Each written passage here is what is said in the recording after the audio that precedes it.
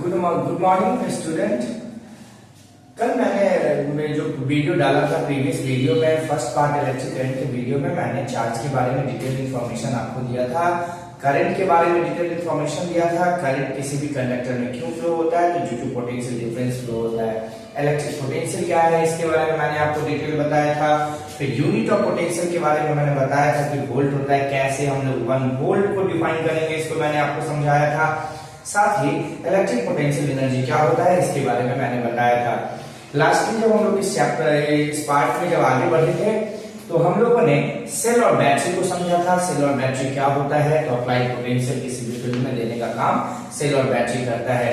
Combination of cell अथवा battery, combination of cell को हम लोग बैटरी करते हैं। आज की क्लास में, आज की सेकंड पार्ट वाले वीडियो में मैं electric circuit and some common instrument के बारे में डिस्कस करने जा रहा हूँ। इलेक्ट्रिक सर्किट होता क्या है? A closed path formed by the combination of all the electrical component in which charge or current can flow known as electric circuit।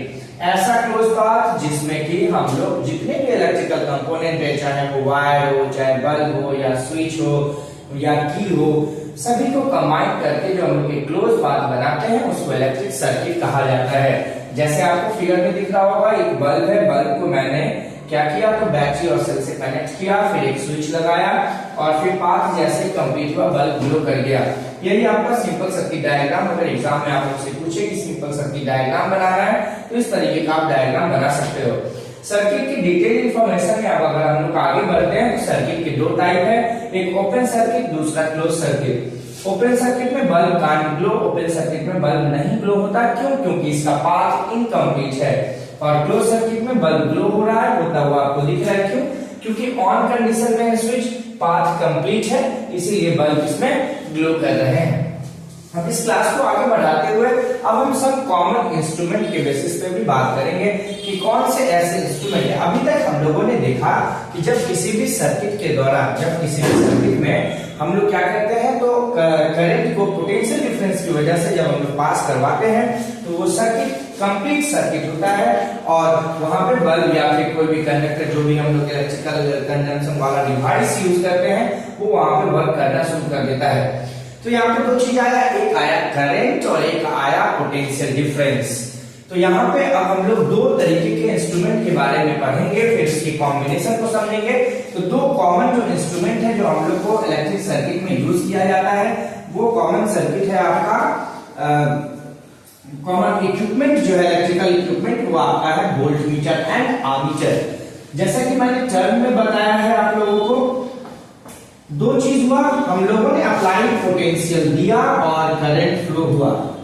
Applied potential को मेजर करने का जो इंस्ट्रूमेंट होता है इसको हम लोग कहते हैं वोल्ट मीटर। अप्लाइड पोटेंशियल को मेजर करने का इंस्ट्रूमेंट वोल्ट मीटर कहलाता है। मैं क्या बताया?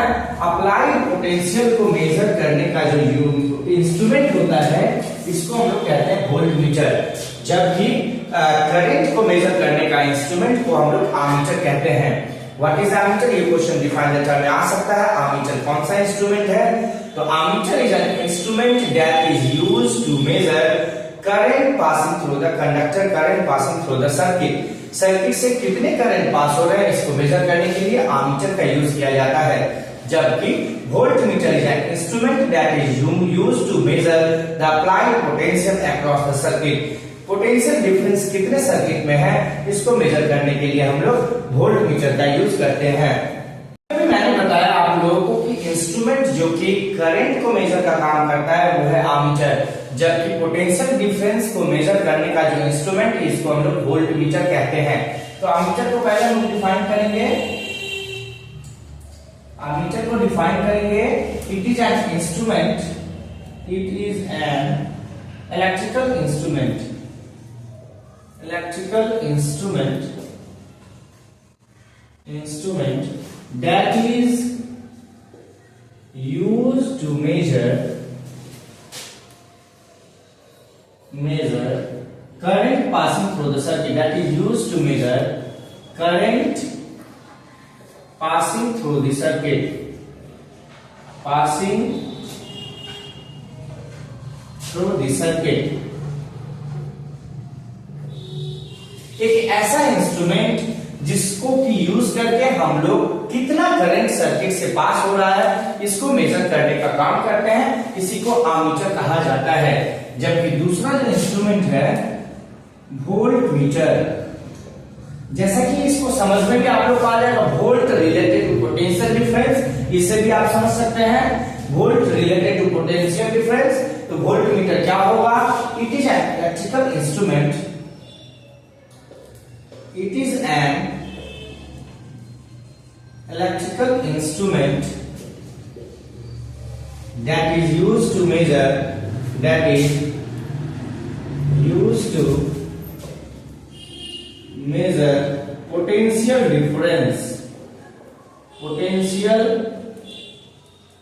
difference across the circuit। देखिए आर्मीचर क्या है? एक ऐसा इलेक्ट्रिकल इंस्ट्रूमेंट जिसको कि यूज करके हम लोग करंट को मेजर करते हैं, measure current passing through the circuit. और वोल्ट मीटर एक ऐसा इंस्ट्रूमेंट है जिसका यूज करते हैं हम लोग potential difference across the circuit को मेजर करने के लिए। अगर सिंबल की बात की जाए तो आर्मीचर का ये सिंबल होता है, आर्मीचर को हम लोग रिप्रेजेंट इस तरीके से करते हैं, और वोल्ट मीटर को जो हम लोग रिप्रेजेंट करते हैं वो इस तरीके से हम लोग वोल्ट मीटर को रिप्रेजेंट करते हैं। अब बात आता है कि किसी भी सर्किट में आर्मीचर को हम लोग कैसे कनेक्ट करेंगे और किसी भी सर्किट में वोल्ट मीटर को कैसे हम लोग कनेक्ट करेंगे। इस चीज को समझने के लिए आप लोगों को कॉम्बिनेशन को समझना पड़ेगा कि किस तरीके से हम लोग इलेक्ट्रिकल कंपोनेंट को किस तरीके से इलेक्ट्रिकल कंपोनेंट को क्या करते हैं तो कनेक्ट करते हैं किसी भी सर्किट में। ये जो कॉम्बिनेशन है, ये दो टाइप के कॉम्बिनेशन आप लोग को क्लास 10 में पढ़ना है। एक तो सीरीज कॉम्बिनेशन पढ़ना है और दूसरा पैरेलल कॉम्बिनेशन पढ़ना है। पहले हम लोग सीरीज और पैरेलल कॉम्बिनेशन को समझ लेते हैं, फिर हम बताएंगे। बहुत अच्छा क्वेश्चन आता है कि आर्मीचर को हम लोग कैसे कनेक्ट करते हैं सर्किट में और वोल्ट मीटर को कैसे करते हैं हम लोग कनेक्ट सर्किट में। आपकी इंफॉर्मेशन के लिए बता दूं तो आर्मीचर हर हमेशा सीरीज में कनेक्ट होता है सर्किट में, जबकि वोल्ट मीटर जो है वो हर हमेशा पैरेलल टू अ सर्किट हम लोग इसको कनेक्ट करते हैं।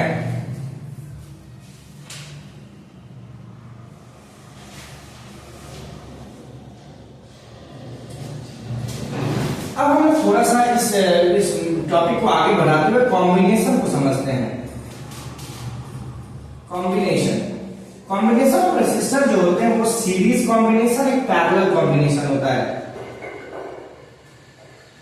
सीरीज कॉम्बिनेशन या फिर parallel combination.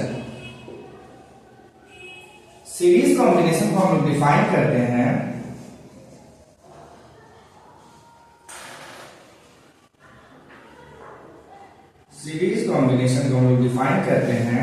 the combination of resistor in which the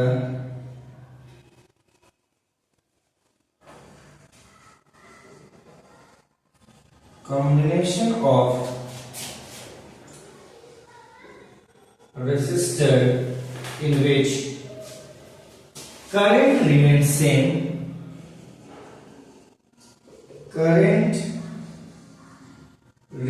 same, but having different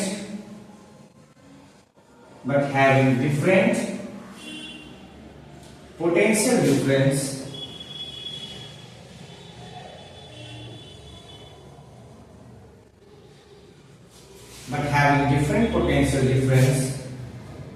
known as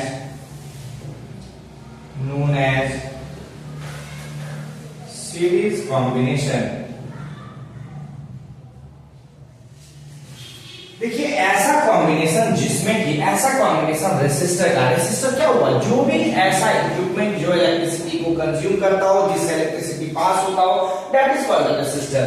तो combination of resistor in which current remains same, current same होगा और पोटेंशियल डिफरेंस अलग अलग होगा, इस कॉम्बिनेशन को हम लोग सीरीज कॉम्बिनेशन कहते हैं। जैसे इस चीज को समझे, ये एक रेसिस्टर है R1, दूसरा रेसिस्टर है R2, ये तीसरा रेसिस्टर है R3, इसका नाम है R1, R2 और R3। अगर इससे करंट I जा रहा है, मैंने कल आपको बताया था करंट को I से डिनोट करते हैं। I जो R1 में जा रहा है वही I I2 में जा रहा है और वही I करंट जो है ना R3 में जा रहा है। तो R1, R2 और R3 क्या हो गया, तो R1, R2 और R3 जो है वो सीरीज में कनेक्टेड है एक दूसरे के साथ, और इस कॉम्बिनेशन को सीरीज कॉम्बिनेशन कहते हैं। याद रखने के लिए दो वर्ड में आपको याद रख सकते हैं, ऐसा कॉम्बिनेशन जिसमें करंट सेम हो, पोटेंशियल डिफरेंस अलग अलग हो, उस कॉम्बिनेशन को हम लोग सीरीज कॉम्बिनेशन कहते हैं। जबकि ऐसा कॉम्बिनेशन जिसमें कि पोटेंशियल डिफरेंस सेम हो और करंट अलग अलग रहे, उस कॉम्बिनेशन को हम लोग क्या कहते हैं, उस कॉम्बिनेशन को हम लोग पैरेलल कॉम्बिनेशन कहते हैं। तो अब आप लोग को सीरीज कॉम्बिनेशन समझ में आ गया, ऐसा कॉम्बिनेशन रेसिस्टर का जिसमें करंट सेम रहे और पोटेंशियल डिफरेंस अलग अलग हो जाए, उस कॉम्बिनेशन को हम लोग सीरीज कॉम्बिनेशन कहते हैं। अब आ जाए हम लोग पढ़ते हैं पैरेलल कॉम्बिनेशन। अब हम लोग पैरेलल कॉम्बिनेशन को पढ़ते हैं। पैरेलल कॉम्बिनेशन, पैरेलल कॉम्बिनेशन किसको कहते हैं, फिर से एक बार क्या करवा दूं, ऐसा कॉम्बिनेशन जिसमें करंट सेम हो, पोटेंशियल डिफरेंस अलग अलग हो, that combination as called series combination, but the combination of resistor in which potential difference remains same but having different current flowing through each resistor, then the combination is called a parallel combination. The combination of resistor, the combination of resistor in which potential difference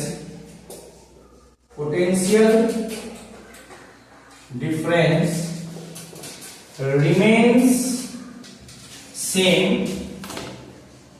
but having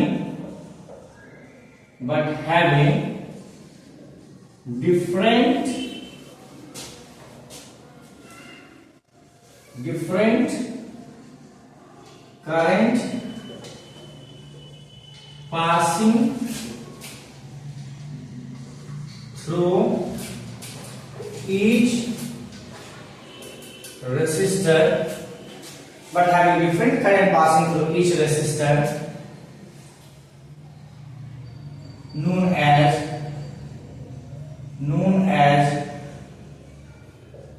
parallel combination. क्या लिखा मैंने, the combination of resistor in which potential difference remains same but having different current passing through each resistor, known as parallel combination. देखिए इसको diagram को समझते हैं। मान लेते हैं कि एक वायर से एक I करंट आ रहा है और ये आपका R1 रेसिस्टर है, ये R2 रेसिस्टर है और ये R3 रेसिस्टर है। तो देखें जैसे ही करंट I इसमें एंटर किया, I1 इसमें बट गया, I2 इसमें बट गया और I3 इसमें बट गया। तो चूंकि करंट का डिस्ट्रीब्यूशन हो गया, ये R1, R2 और R3 के लिए अलग अलग करंट हो गया। तो मैंने डिफिनेशन में लिखवाया है पोटेंशियल डिफरेंस दोनों का सेम होगा। अगर इस A पॉइंट और B पॉइंट के बीच का पोटेंशियल निकाला जाए तो वो पोटेंशियल तो सेम होगा, लेकिन हर रेसिस्टर में अलग अलग करंट जा रहे हैं। तो मैंने क्या बताया, करंट सेम तो वह सीरीज कॉम्बिनेशन होगा। ऐसे समझिए आप लोग, करंट सेम रहेगा, पोटेंशियल डिफरेंस अलग अलग रहेगा, वह सीरीज कॉम्बिनेशन होगा। पोटेंशियल डिफरेंस सेम होगा, करंट अलग अलग होगा, वो पैरेलल कॉम्बिनेशन होगा। यही रहा आपका पैरेलल और सीरीज कॉम्बिनेशन का। अब आपके लिए मैंने दो क्वेश्चन ले रहा, कल फिर जो वीडियो स्टार्ट होगी तो मैं इस क्वेश्चन को फिर से करवाऊंगा। क्वेश्चन आप लोग लिखें, why voltmeter is always connect parallel to a circuit. Right question, why voltmeter is always connect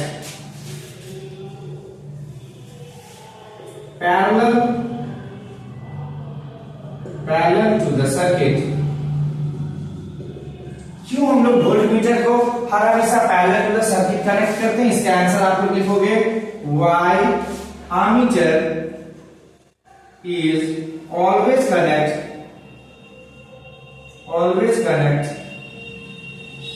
in a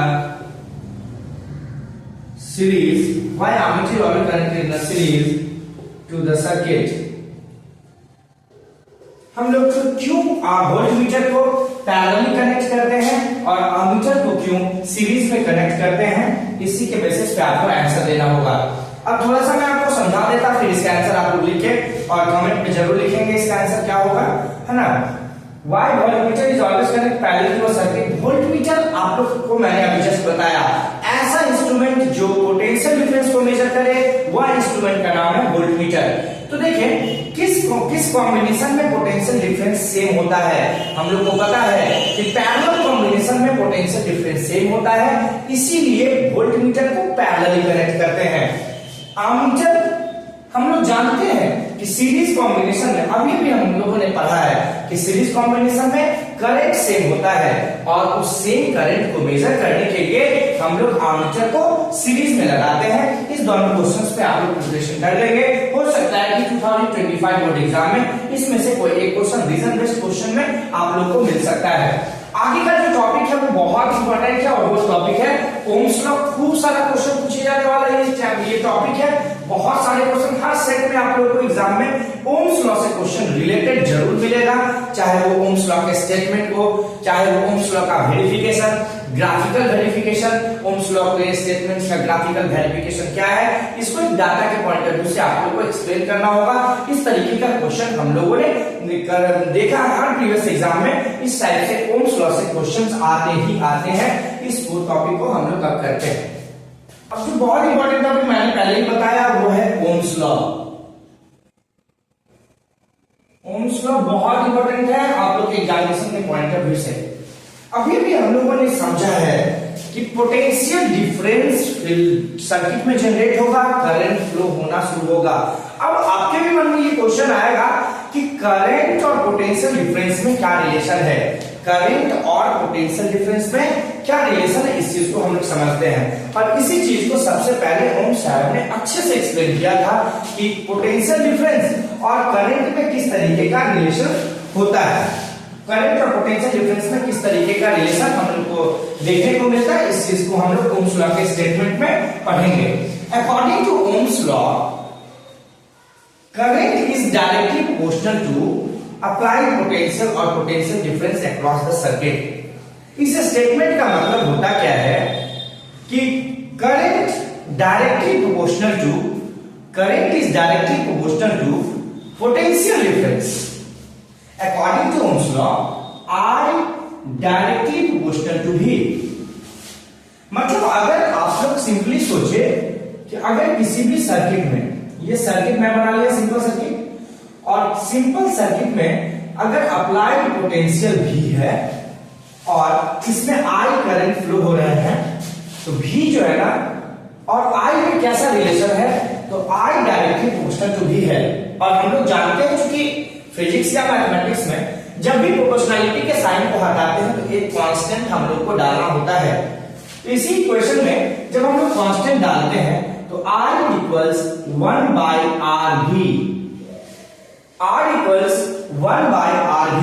इसी इक्वेशन को और अगर फर्दर हम लोग सॉल्व करें तो V इक्वल्स IR आ जाएगा।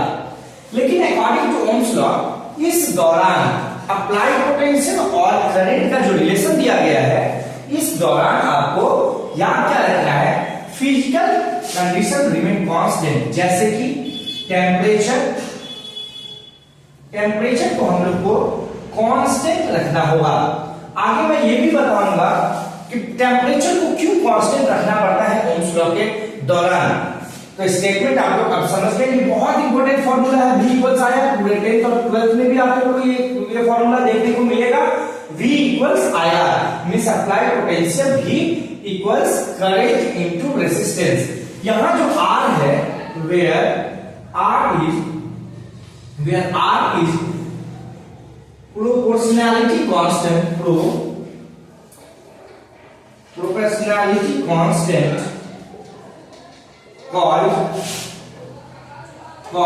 where R is proportionality constant called resistance of conductor, resistance of conductor। R क्या होता है, प्रोपोर्शनैलिटी कांस्टेंट है जिसको हम लोग रेजिस्टेंस ऑफ कंडक्टर कहते हैं। अब स्टेटमेंट आएगा according to Ohm's law, according to Ohm's law applied potential, according to Ohm's law, current flowing through the circuit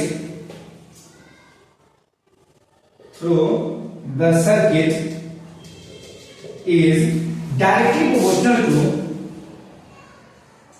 current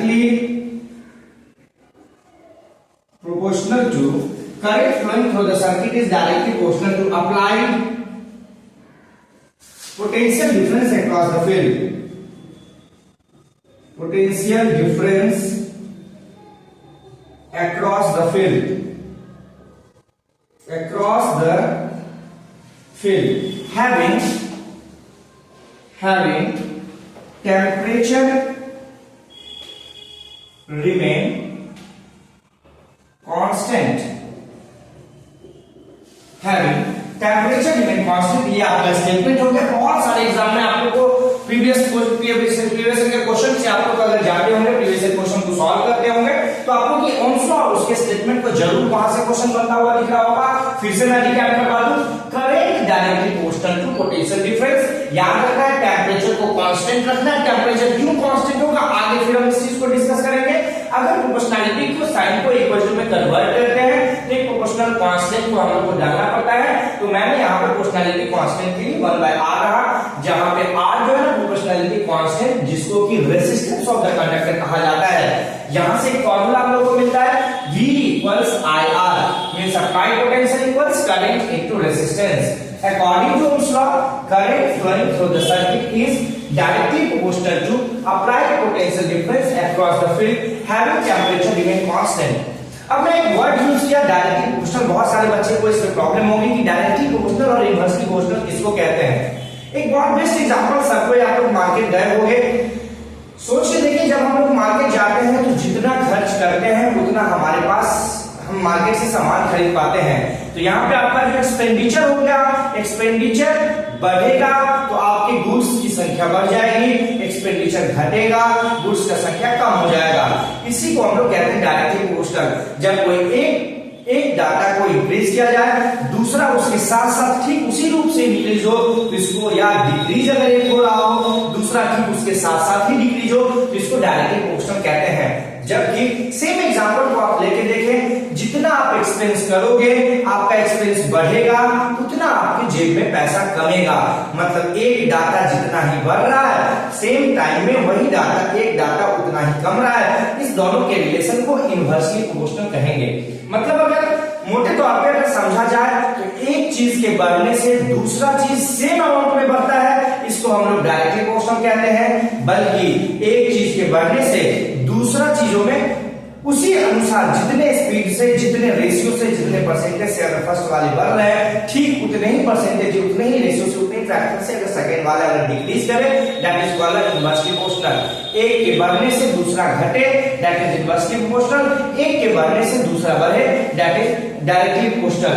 तो यहाँ पे जो हम लोगों ने देखा है करंट और पोटेंशियल में, सोच के देखे कि पोटेंशियल को बढ़ाओगे तो करंट बढ़ेगा, पोटेंशियल को डिक्रीज करोगे करंट डिक्रीज करेगा। यही रिलेशन है। और चूंकि ये प्रोपोर्शनल है तो प्रोपोर्शन में कांस्टेंट छुपा होता, और यहाँ पे जो कांस्टेंट के रूप में है वो आपका रेजिस्टेंस ऑफ द कंडक्टर है।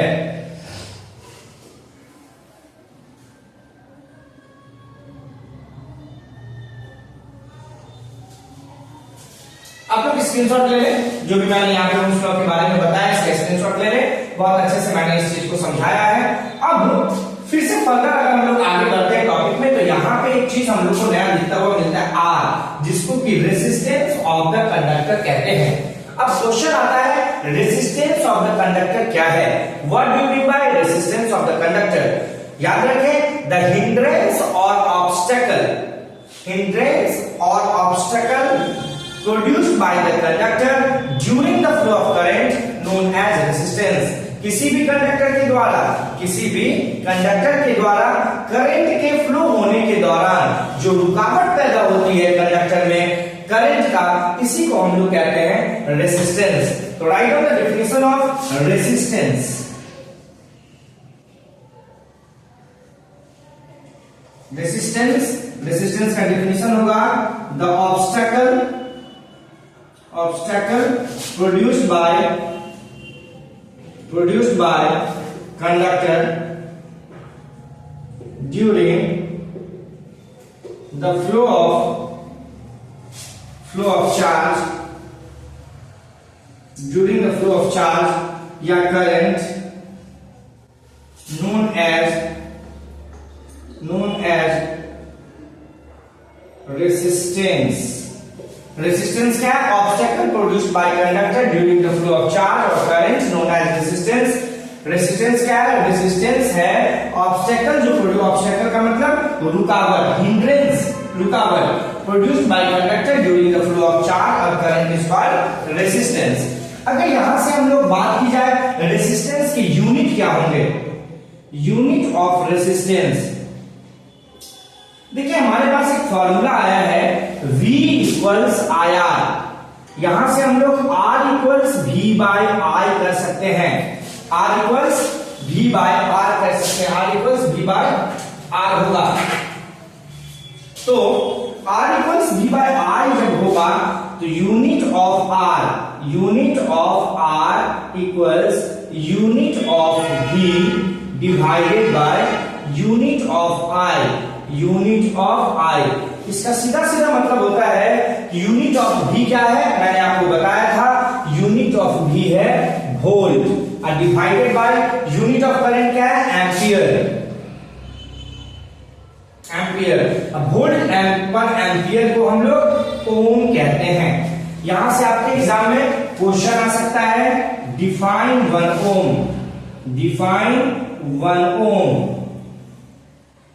को डिफाइन करें, तो कैसे डिफाइन कर सकते हो? फिर आपके लिए ये होमवर्क हुआ, आप लोग फिर से बनाएंगे 1 ओम कैसे हो सकता है। अभी आप लोगों ने देखा V इक्वल्स IR, इसका मतलब R equals V by I होगा।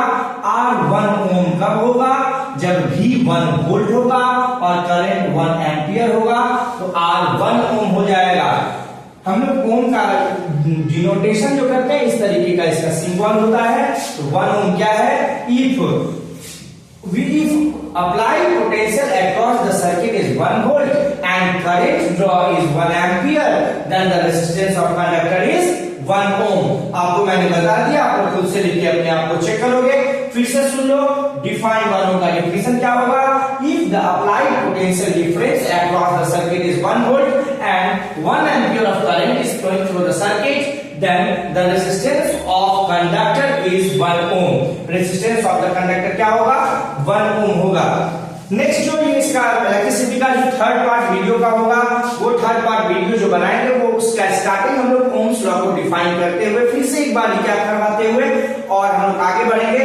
वेरिफिकेशन ऑफ ओम्स लॉ आपको क्या होना है? मैं वेरिफिकेशन 2 तरीके से बताऊंगा।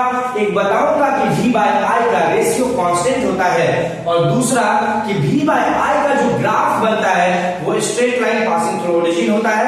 क्यों? क्योंकि जैसे ही V बाय I का रेशियो कांस्टेंट होगा तो इसका इक्वेशन ऑफ ग्राफ जो इसका बनेगा, नेचर ऑफ द ग्राफ, वो क्या होगा? Straight line passing through the centre होगा, स्ट्रेट लाइन को पास कर रहा होगा। और फिर हम लोग देखेंगे कि रेसिस्टेंस और रेसिस्टिविटी में क्या अंतर है। रेसिस्टिविटी किसको कहते हैं? किस कंडीशन में रेसिस्टेंस और रेसिस्टिविटी बराबर हो जाता है, इस चीज को भी हम लोग समझेंगे। रेसिस्टिविटी और रेसिस्टेंस में क्या डिफरेंस है, इस चीज को हम लोग समझेंगे। तो आप लोग से रिक्वेस्ट है, जितने भी बच्चे इस क्लास को देख रहे हैं उनसे रिक्वेस्ट है कि आगे के क्वेश्चन को आप जरूर अपने टेक्स्ट बुक से पढ़ेंगे, जिससे कि आपको वीडियोस पूरे अच्छे से समझ में आए और आप अपने एग्जामिनेशन के लिए प्रिपेयर हो पाए। अब आते हैं इंपॉर्टेंट क्वेश्चन फॉर 2025 एग्जामिनेशन के लिए क्या क्या हो सकता है। अभी तक जो मैंने इस वीडियोस में या फर्स्ट पार्ट वाले वीडियोस में जो मैंने बताया था, इसमें इंपॉर्टेंट क्वेश्चन जो बच्चे लिखना चाहे वो लिख सकते हैं। सबसे पहला क्वेश्चन हो सकता है इलेक्ट्रिक करंट का डेफिनेशन, इसके बाद यूनिट के बेसिस पे define electric current, define 1 ampere current, 1 volt को डिफाइन करने आपसे पूछ सकता है, 1 वोल्ट, 1 एम्पियर और अभी हम लोगों ने पढ़ा है 1 ओम। इस तीनों चीजों से आपको क्वेश्चन पूछा जा सकता है। इसके बाद सबसे इंपॉर्टेंट टॉपिक जो आपका ओम्स लॉ का था, ओम्स लॉ का डेरिवेशन क्या है, तो बस देखेंगे आप लोगों ने कैसे आप करंट और पोटेंशियल डिफरेंस इक्वेशंस के बीच में क्या रिलेशंस है, इसके बेसिस पे हम लोगों ने V इक्वल्स IR फॉर्मूला को डिराइव किया और ओम्स लॉ का स्टेटमेंट भी उतना बहुत ज्यादा इंपॉर्टेंट है। और टेम्परेचर, मैंने जो बार बार बताया कि टेम्परेचर कांस्टेंट रहता है ओम्स लॉ के दौरान, ये क्यों होता है, इसका आंसर आप लोग को नेक्स्ट वीडियो में मिलेगा कि कैसे टेम्परेचर को कांस्टेंट रखना होता है ओम्स लॉ के दौरान, और अगर टेम्परेचर में बदलाव ला देंगे तो कैसे इफेक्ट पहुंचेगा आपके ओम्स लॉ का स्टेटमेंट में, ओम्स लॉ का जो एक्सप्रेशन है इसमें क्या प्रभाव पड़ेगा, इस चीज को भी हम लोग नेक्स्ट वीडियो में समझने की कोशिश करेंगे। इसके अलावा जो क्वेश्चंस का पोर्शन था, वोल्टमीटर क्यों, वोल्टमीटर क्या होता है, आर्मीटर क्या होता है, डिफाइन वोल्टमीटर, डिफाइन आर्मीटर। इसके अलावा क्वेश्चंस में why voltmeter is always connect parallel to a circuit, why ammeter is always connect in a series to a circuit. आप लोग के लिए अपने बुक से क्वेश्चन ढूंढना है आपको कि वोल्टमीटर या आर्मीटर दोनों में रेजिस्टेंस किसका हाई होता है और क्यों होता है, और किसका कम होता है और क्यों होता है। इसी क्वेश्चन के साथ आज की क्लास को मैं इन करता हूं। और कैरियर मेकर ये जो क्लास कंडक्ट करवाई जा रही है आप लोग के कैरियर मेकर के online class, online YouTube channel है कैरियर मेकर दरभंगा, आप इस पे जाके इस क्लास के वीडियो को देख सकते हैं। जितने भी बच्चे इस वीडियो को देख रहे हैं वो ज्यादा से ज्यादा शेयर करें, ज्यादा से ज्यादा लाइक और कमेंट जरूर करें, इससे कि हमारे वीडियोस बनने में और भी ज्यादा फायदा हो और हम लोग पूरी लगन और पूरी मेहनत के साथ इस वीडियो को भी कंप्लीट करते रहें। और जो भी हमारे ऑफलाइन के बच्चे हैं जो हमारे इंस्टीट्यूट पे विजिट कर सकते हैं, जो हमारे लोकल एरियाज के बच्चे हैं, उनसे रिक्वेस्ट है कि career maker Darbhanga demo classes start कर रही है, डेमो क्लासेस जो कि बिल्कुल फ्री ऑफ कॉस्ट होगा। अभी अगर आप डेमो क्लास में अगर आप आते हैं, हमारे सारे फैकल्टी बहुत अच्छे हैं। मैं खुद फिजिक्स, केमिस्ट्री और मैथमेटिक्स का क्लास लेता हूं, मेरे अलावा मनीष सर सोशल स्टडीज के क्लास लेते हैं, नीमत मिस बायो की क्लास लेती है और इंग्लिश के क्लास निहाल सर लेते हैं। ये हमारी पूरी टीम है जो बच्चे के ऑलराउंड डेवलपमेंट पे पूरी तरीके से काम करती है। ये डेमो क्लास बिल्कुल फ्री है। जो भी ऑफलाइन बैच में आना चाहते हैं वो सेंटर पे विजिट जरूर करें, इंस्टीट्यूट पे विजिट जरूर करें और डेमो क्लास में पार्टिसिपेट होके इस इंस्टीट्यूट का जो बेस्ट फैकल्टी मेंबर द्वारा बेस्ट कंसेप्ट को बहुत आसानी तरीके से जो समझाया जाता है, इस चीज को समझे और अपने बेहतर रिजल्ट के लिए अच्छा प्लेटफॉर्म चुनने का अवसर है आप लोगों का। आप लोग एक बेहतर प्लेटफॉर्म चूज कर सकते हो। बहुत बहुत धन्यवाद। Have a nice day, have a great day.